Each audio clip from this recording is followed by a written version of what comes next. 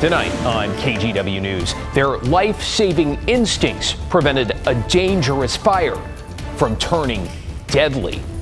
I heard people screaming and I just jumped right into action and started getting people out.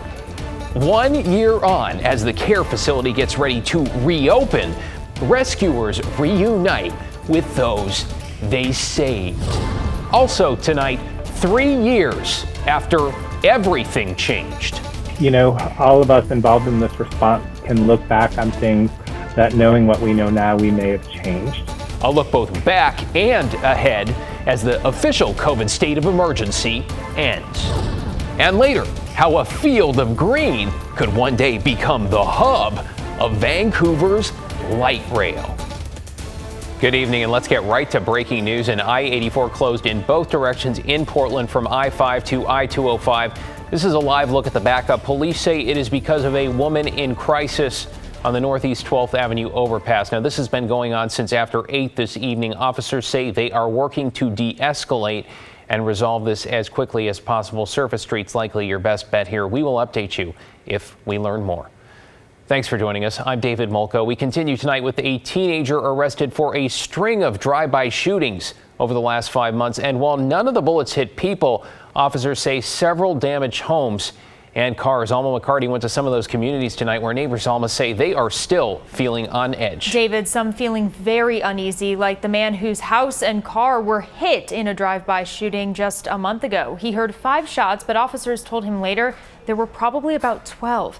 Both he and other neighbors were surprised to learn the age of the suspect and the number of other shootings police have tied him to.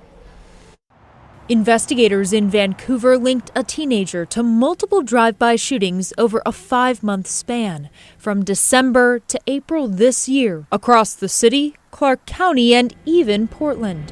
Officers arrested the 17-year-old earlier this week after serving a search warrant at his home. There, they found a white van they say witnesses saw leaving a crime scene in April, plus a .22 caliber semi-automatic rifle and 9mm casings matched to the gun investigators picked up previously that was used in several Vancouver shootings. I'm so scared because they're getting too close to my house. Vancouver police said the suspect shot homes and cars on this block of Unander Avenue and on the 5700 block of Northwest Lincoln Avenue. The same suspect, police say, is also connected to shootings on Northeast 33rd Street and outside city limits on Northeast 60th Street. And a month ago, the suspect shot up a home here on East 30th Street.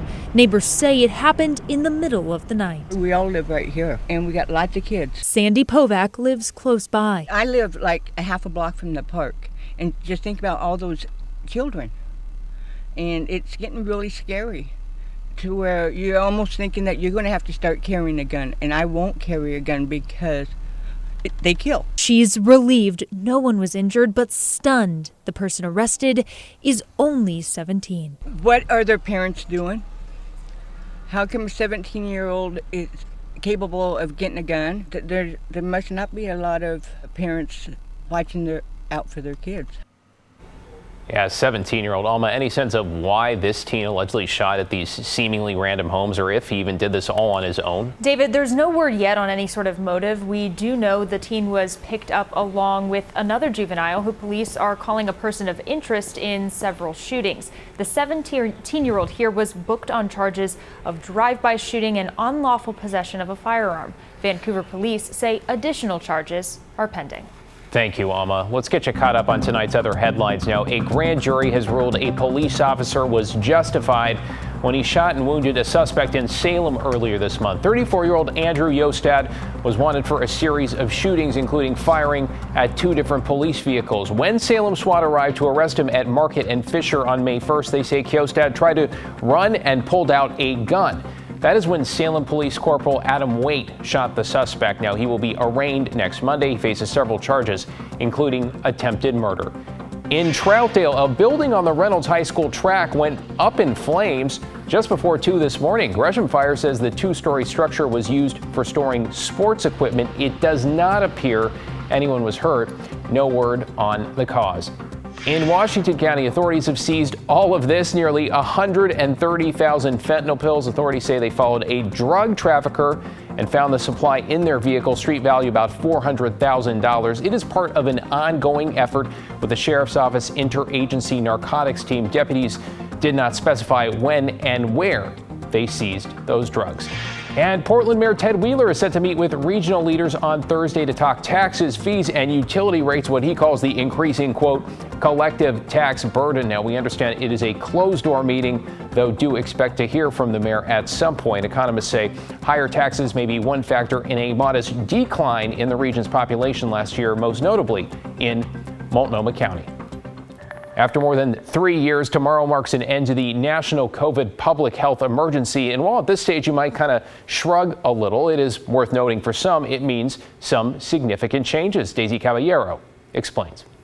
The World Health Organization announced the COVID-19 public health emergency will end at midnight on Thursday, May 11th, which brings some changes. Oregon healthcare workers will no longer be required to be vaccinated against COVID, but the requirement for educators will lift at the end of the school year on June 17th. I think it'll help our students in school have consistent classroom instruction as they get through this next phase of our response to the pandemic.